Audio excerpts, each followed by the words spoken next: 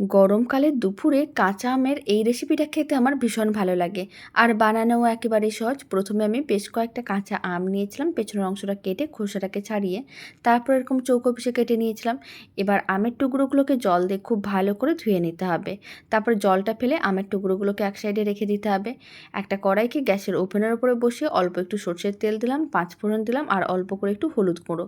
খুব ভালো করে সমস্ত কিছু মিশিয়ে নিতে হবে। তারপরে দিয়ে দিতে হবে কেটে রাখা সমস্ত আমের টুকরোগুলো, অল্প করে একটু লবণ দিতে হবে আর খুব ভালো করে একসঙ্গে মিশিয়ে নিতে হবে।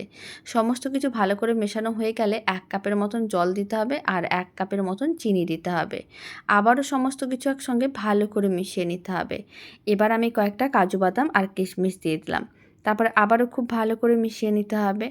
এবার কিন্তু এইভাবে প্রায় 10-15 মিনিটের মতন রান্না করে নিতে হবে মিডিয়াম ফ্লেমে। এতে আমের টক ভাবটাও চলে যাবে আর আমগুলো দেখতে ঠিক এরকমই হয়ে যাবে। তার মানে বুঝে নিতে হবে আমের চাটনি একেবারেই রেডি।